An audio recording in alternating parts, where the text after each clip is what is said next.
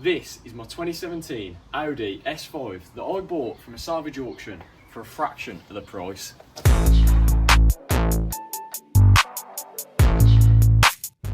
Yeah, that's right. As you would have seen in the last video, I took delivery of this S5 and we got stripping it down to see the damage and what things we needed to get ordered. And finally, parts are starting to turn up for this car so we can get this big 3 litre V6 back on the road where it belongs. And the first thing that we're going to be replacing is these absolutely bent up bonnet hinges with the blown actuators. So I've been on the internet and bought some fresh, straight bonnet hinges, gave them a lick of paint, they don't really paint them that well in the factory, so this is probably better than standard. And here we have the actuators that clearly states sale, transfer and handling permitted only by authorised and trained persons, which clearly I am.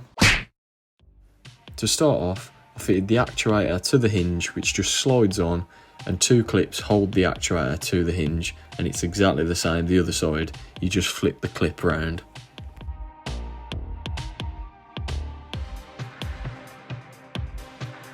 And then it's super simple, 2 bolts onto the car with a torque spec of a couple of Ugga Duggers.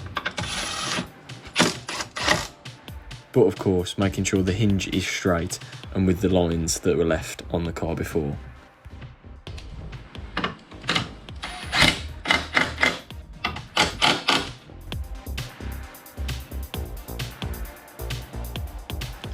Now we've got our bonnet hinges on. Before we start rebuilding this front end, putting radiators on, etc., I want to tackle this oil leak. You can just see it's all wet around the oil filter housing. It's a really common problem on these, so let's get it stripped down. We've got some gaskets. We'll clean all down the inside of the V, underneath, and then put a new filter in, put new gaskets in, fresh oil, ready for that first start up again.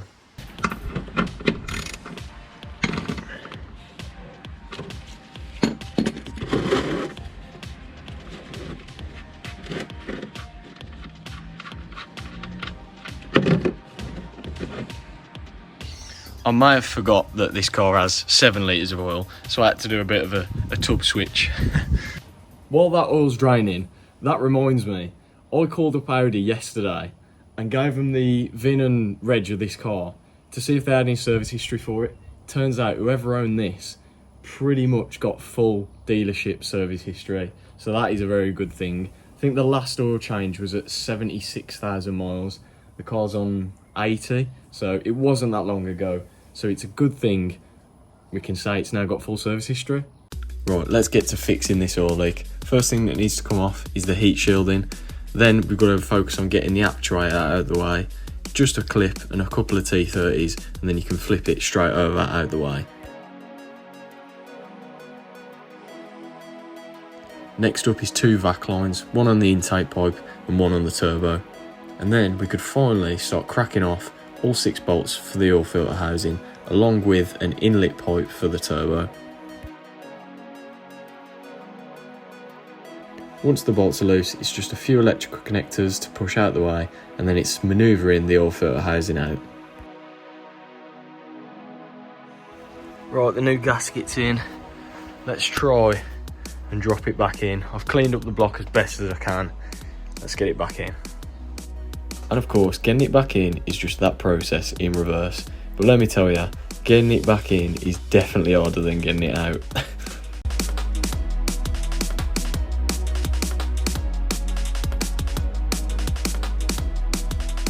Right, the filter housing's in now.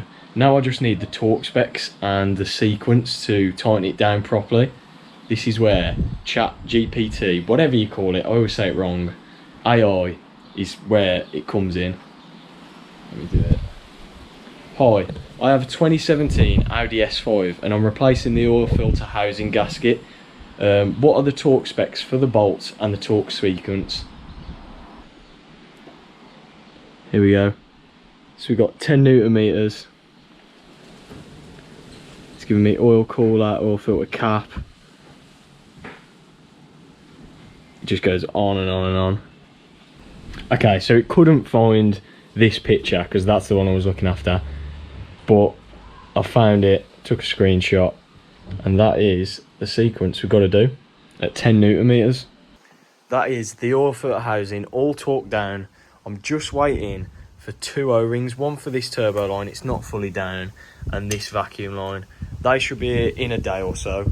So once they arrive, I can put the actuator back on, the heat shield, and that is officially job done with the oil leaks. Get some oil in it and we can start her up. But for now, let's move on to something else. And that being the slam panel. I actually got this from an A4 because the A5 and A4 use the same front end basically. So save some money there. Got my old rad, new rad, fan. So let's swap everything over, get it all fitted to the slam panel. So before actually fitting the radiator to the slam panel, I need to do a few things. Starting off with clipping the fan to the back of the radiator and then moving on to these small feet that sit on the bottom of the rad and actually help attach it to the slam panel. Then I could fit up some small mounting grommets along with a hose blank. And once all that was done, the rad just slides into place and the tabs lock it in. So with the rad on, we can fit it up, but I've just had the realisation that it probably would have been easier to fit the slam panel and then the radiator in, because I've got all the hoses to do, but we'll get there in the end. Right, here we go then. Slam panel and rad pack going on. I'll start by hooking it onto the top 2 mounting points just to hold it in place, while I check that I haven't trapped any wires and all the plastics are in the right positions. I can then go underneath and start from the bottom up, plugging in the fan, the bottom water hose and doing up some other small brackets. I've just absolutely bashed my head off this. I don't know if it's bleeding. Nice. Is it bleeding? No. All there was left to do was the top 2 water hoses and the plugs for the latches.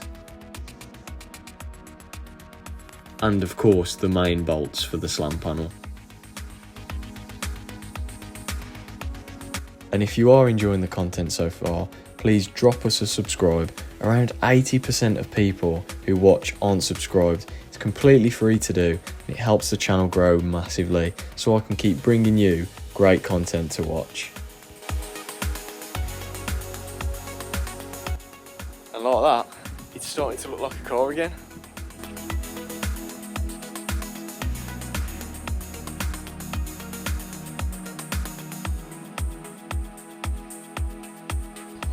That is the front end rad pack all complete. So as soon as them seals come in, drop some oil in, fill the coolant up, and theoretically I can take this up the road for a little spin.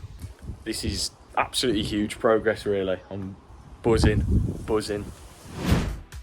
Finally, a few days later, the seals arrived so I could rebuild the turbo and I could finally fill it back up with some engine oil.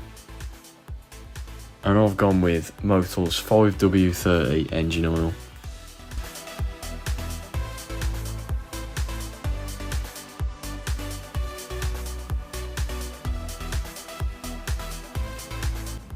Right, we've got some oil in. Let's give it a start up. Let's go for it.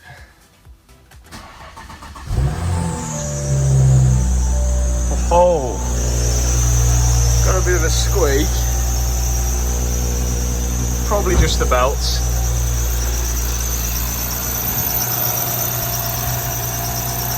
Yeah, sounds like the belts, but engine sounds sweet and the squeak going.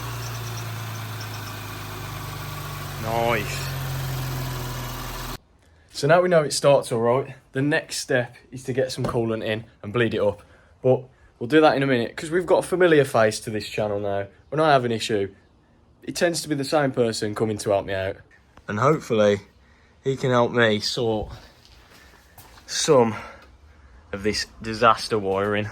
And of course, that's my good mate Jake, who's helped me out multiple times on the Mini. And he knows a lot more about wiring than I do. And after getting the damaged pin out, he could solder it back together, making a nice connection.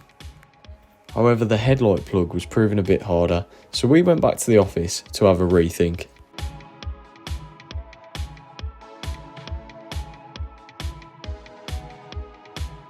and after a neck oil or two, the pins came out with ease and the plug was fixed.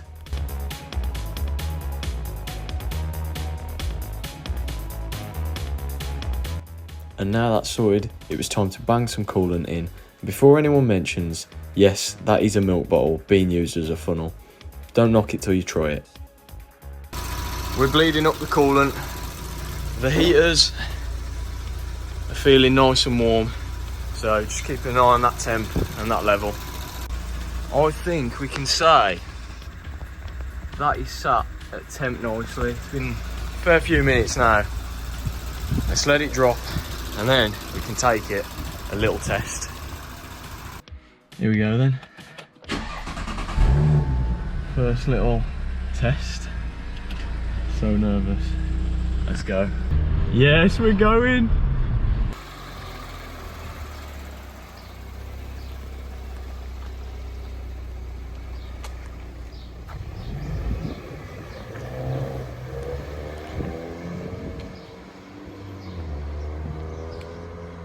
Ho-ho!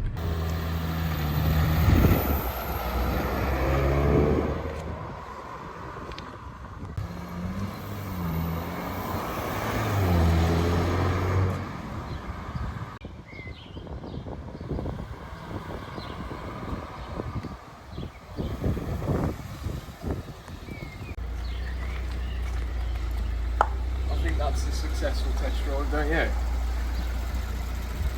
And what a way to finish this video, test driving the S5 for the first time. It feels unreal, even with all the fault codes that are on the dash.